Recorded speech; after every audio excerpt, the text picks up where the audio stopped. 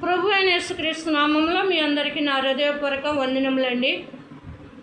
పరిశుద్ధ గ్రంథంలో 4 విషయాలు మాట్లాడుకుందాం. మనం 4 విషయాలు ఏమిటి అంటే నిద్రపోతులు, తిరిగిపోతులు, తిండిపోతులు, సోమరిపోతులు. 4 పోతుల గురించి దేవుడు మాట్లాడుతున్నాడు.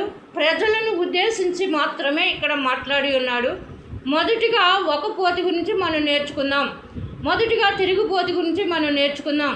తిరుగుబోతు అనగా ఇప్పుడు ఆ కాలంలో తిరుగుబోతు అనేవారు, ఇప్పుడు అక్రమం అని అంటున్నారు. అయితే అది అక్రమము. తిరుగుబోతు అనేది కేవలము ఒక ఇద్దరు మనుషులని కలిసినది తిరుగుబోతు అంటారు. అంటే నీకు సంబంధం లేని వ్యక్తితో మరొక వ్యక్తితో ఉన్నప్పుడు నీకు వయసు వచ్చినా రాకపోయినా ఈ యొక్క ప్రస్తుత దినాల్లో తిరుగుబోతుతనం ఎలాగ ఉంది అంటే ఒక ఇద్దరు మనుషులు కలవడానికి కొన్ని క్వాలిటీస్ కావాలి. ఇప్పుడు జీవించుచున్న మనుషులకి ఆ క్వాలిటీస్ అనేది అర్థం కావట్లేదు.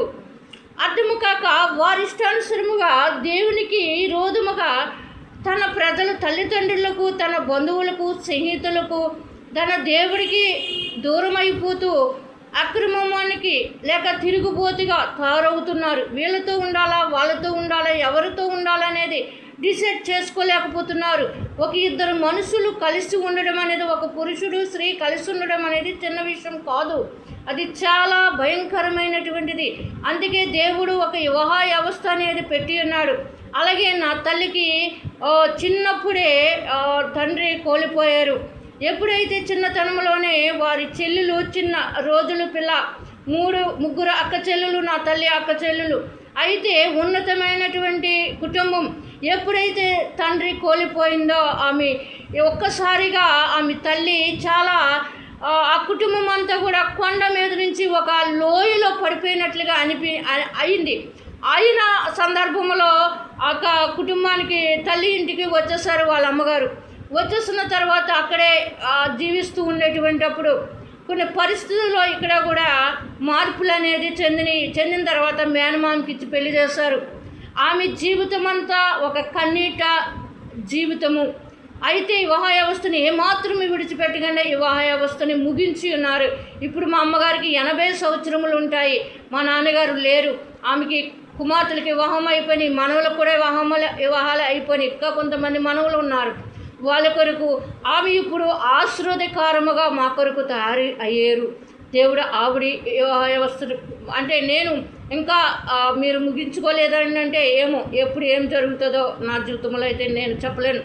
కానీ దేవుని యొక్క మార్గంలో ఉండడం అనేది మంచిది. ప్రతి యవనస్తులు ఇప్పుడు తిరుగుబోతులుగా తయారవుతున్నారు. అలా అంటే యవనస్తులే కాదు, వివాహమైన వారు కూడా తిరుగుతున్నారని మీరు అనొచ్చు. కానీ జీవితాలని పాడు చేసుకోవద్దు, అక్రమముగా బతకవద్దు. మీకు మీ తల్లిదండ్రులు వివాహం చేసేంతవరకు ఉండండి. అది మీకు తెలియట్లేదు. వివాహం అనేది చనిపోయేంత వరకు అది కొనసాగించినప్పుడే ఆ కుటుంబానికి, ఆ దేవునికి విలువ.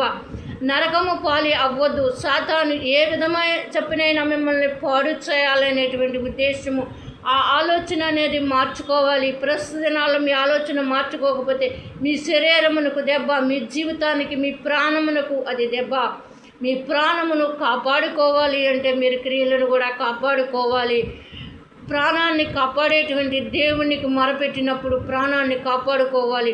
నీతి యావత్తు మనుషులు బ్రతికినప్పుడు నీతిమంతులకు ఏ మేలు చేయక మానని అన్నాడు.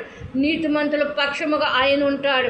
నువ్వెవరినైతే వివాహము చేసుకున్నావో, ఒక స్త్రీ అయినా పురుషుడైనా, ఒకరికొకరు కలిసి వారు అంతము వరకు ఉండి బిడలను కానీ అంతము వరకు మీ యొక్క జీవితాన్ని, మీ ప్రాణాన్ని అంతము వరకు ఉండి విడిచిపెట్టడం అనేది అది ఒక దేవుని చిత్తమై ఉన్నది. మధ్యలో విడిచిపెట్టడం అనేది అది దేవుని చిత్తము కాదు. దీన్ని గుర్తించుకుని తిరుగుబోతుల వలె కాకుండా దేవుడు అంటున్నాడు, నేను పరిశుద్ధుని కాబట్టి మీరును పరిశుద్ధత కలిగి ఉండండి. అంటే ఆయనతో ఎప్పుడైతే నువ్వు కలిసి ఉంటావో, దేవునితో కలిసి ఉంటావో, అప్పుడు మాత్రమే నువ్వు పరిశుద్ధముగా ఉండగలదు. దేవుడు లేకపోతే మనం పరిశుద్ధముగా ఉండలేము.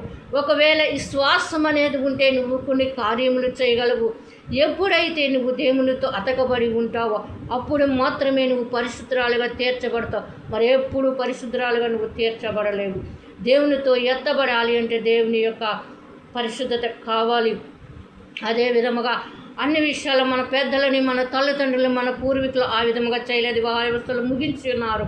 ఆ విధముగానే మరి వివాహం చేసుకునేటువంటి భర్తతో మనం ఉండి బిడ్డలని కని అది నీతి యావత్తమైనటువంటి మార్గము కాబట్టి అది యొక్క మంచి మార్గములో నడవాలని మీ అందరి పేరట దేవుని బ్రతిమాలుకొనుచున్నాను. మంచి మార్గంలో నడిచేటువంటి బిడ్డలకు తోడై ఉండునుగాక. దేవుడు మీకు తోడై ఉండునుగాక. Amen, amen, amen.